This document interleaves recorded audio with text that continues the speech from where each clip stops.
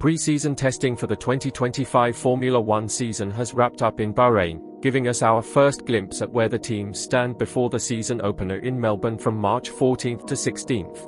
While lap times during testing don't tell the full story due to varying fuel loads, engine modes, and team programs, the long-run pace data offers some valuable insight. Let's take a closer look at how each team performed and who looks ready for the fight ahead. Sauber appears to still be struggling, much like they did in the 2024 season when they finished last in the championship. The C45 car looks unstable, particularly through Bahrain's tricky turns 9 and 10, where drivers Nico Hülkenberg and Gabriel Bortoleto struggled to maintain consistency.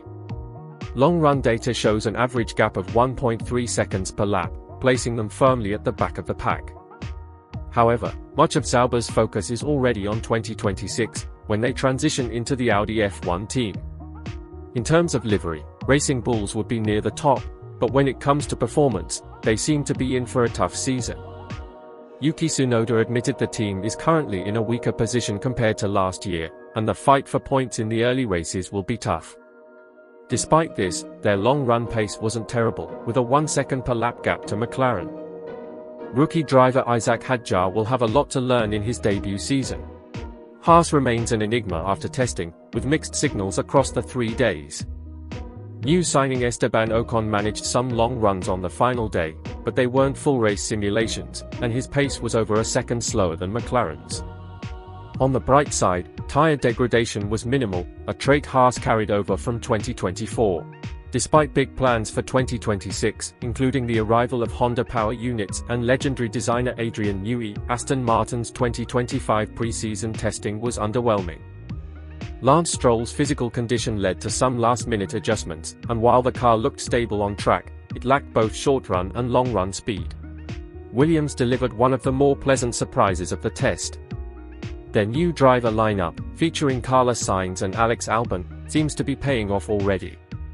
Sainz's experience and feedback have been praised by team boss James Wolves, and the car showed promising long-run pace compared to its midfield rivals. Alpine looks like the clear best of the rest, behind the top 4 teams. After struggling with an overweight car last year, they've made significant progress. Pierre Gasly's long-run pace was around 0.6 off the frontrunners, though there's a notable gap between him and rookie teammate Jack Doohan, which could create balance issues for the team. Mercedes had a solid and steady pre-season test. George Russell's long-run pace matched Ferrari's, and the car appeared stable without any major issues. The team seems determined to avoid the development struggles of recent years, and with rookie Andrea Kimi Antonelli showing promise, things are looking positive, even if they are still a step behind McLaren. Expectations are sky-high for Ferrari this year, with the arrival of 7-time world champion Lewis Hamilton. Despite that, their long-run pace in Bahrain was a bit underwhelming. Both Hamilton and Charles Leclerc were around 0.4 off McLaren's pace, and the team seemed to struggle with top speed on the straights. There's potential, but work remains. Red Bull remains strong, but their dominance is being challenged. The RB21's balance issues from last year seem largely resolved, and both Max Verstappen and technical director Pierre Wash expressed optimism. Still, long-run data showed a gap to McLaren, even if Verstappen's presence in the car would likely narrow that deficit. McLaren heads into the 2025 season as the team to beat. Their long-run pace was consistently fast, and Lando Norris's performance on the final day of testing was especially impressive. Competitors are already taking notice of McLaren's innovative front suspension design, a risky move that so far seems to be paying off. If testing is any indication, McLaren is in a strong position to defend their titles. As always, testing data should be taken with a grain of salt. Teams will continue to develop and refine their cars ahead of the season opener.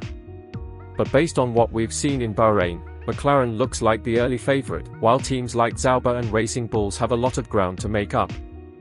Let's see how it all plays out when the lights go out in Melbourne.